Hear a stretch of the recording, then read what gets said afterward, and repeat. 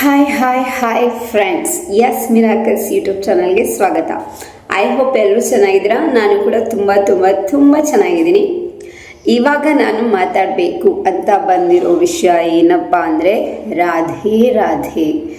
So ನಿಮಗೆ ಯಾವುದೇ problem ಇರಲಿ, ಅದರಲ್ಲೂ ನಿಮ್ಮನ್ನ ಯಾರೂ ಇಷ್ಟಪಡ್ತಾ ಇಲ್ಲ, ಇನ್ಸೆಕ್ಯೂರಿಟಿ ಫೀಲ್ ಆಗ್ತಾ ಇದೆ, ಆ್ಯಂಡ್ ಸೆಲ್ಫ್ ಲವ್ ಇಲ್ಲ ನಿಮಗೆ, ಈ ಥರ ಏನಾದರೂ ಫೀಲ್ ಆಗ್ತಾ ಇದೆ ಅಂದರೆ, ಆ್ಯಂಡ್ ರಿಲೇಷನ್ಶಿಪ್ಪಲ್ಲಿ ಏನಾದರೂ ಇಶ್ಯೂಸ್ ಆಗಿದೆ ಅಂದರೆ ಚಾಂಟ್ ಮಾಡಿ ರಾಧೆ. ಯಾಕೆಂದರೆ ಪ್ರೀತಿಗೆ ಇನ್ನೊಂದು ಹೆಸರೇ ರಾಧೆ.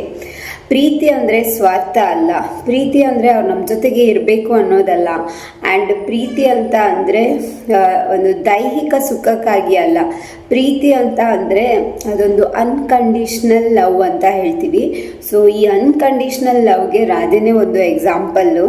ಅವಳು ಯಾವುದೇ ಥರ ಒಂದು ಆ ವ್ಯಕ್ತಿ ನನ್ನ ಜೊತೆನೇ ಇರಬೇಕು ಅಥವಾ ಆ ವ್ಯಕ್ತಿ ನಂಗೆ ಹೇಗೆ ಇಷ್ಟನೋ ಹಾಗೆ ಇರಬೇಕು, ಆ ಥರ ಪ್ರೀತಿ ಮಾಡಿರೋಳಲ್ಲ ರಾಧೆ. ಅಂದರೆ ರಾಧೆಗೆ ಕೃಷ್ಣನ ಮೇಲಿರುವಂತಹ ಪ್ರೀತಿ ಇದೆಯಲ್ಲ, ಅದನ್ನು ವರ್ಣಿಸೋದಕ್ಕೆ ಸಾಧ್ಯನೇ ಇಲ್ಲ. ಅಂತಹ ಪ್ರೀತಿ ಆ ರಾಧೆಗಿದ್ದಂಥದ್ದು.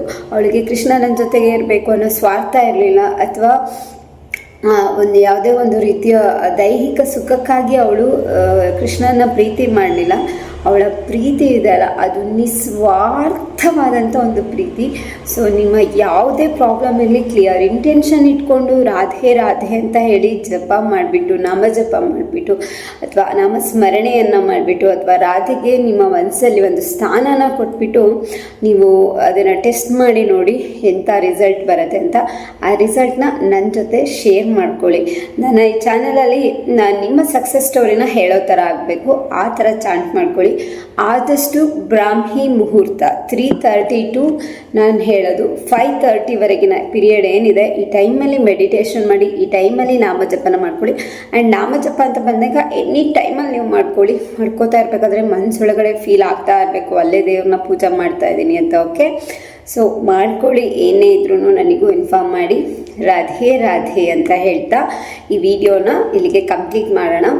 ಆ್ಯಂಡ್ ಎಸ್ ಮಿರಾಕಲ್ಸ್ ಯೂಟ್ಯೂಬ್ ಚಾನಲ್ನ ಲೈಕ್ ಮಾಡ್ತಾ ಇರೋದಕ್ಕೆ, ಶೇರ್ ಮಾಡ್ತಾ ಇರೋದಕ್ಕೆ, ಸಬ್ಸ್ಕ್ರೈಬ್ ಮಾಡ್ತಾ ಇರೋದಕ್ಕೆ ಥ್ಯಾಂಕ್ ಯು ಸೋ ಮಚ್. ಹೀಗೆ ಲೈಕ್ ಮಾಡಿ, ಶೇರ್ ಮಾಡಿ, ಸಬ್ಸ್ಕ್ರೈಬ್ ಮಾಡಿ, ಕಾಮೆಂಟ್ಸ್ ಕೂಡ ಮಾಡಿ. ನನ್ನ ಇದೇ ಥರ ಸಪೋರ್ಟ್ ಮಾಡ್ತಾ ಇರಿ. ಮತ್ತೆ ಮತ್ತೊಂದು ವಿಡಿಯೋದೊಂದಿಗೆ ಭೇಟಿಯಾಗೋಣ. Thank you.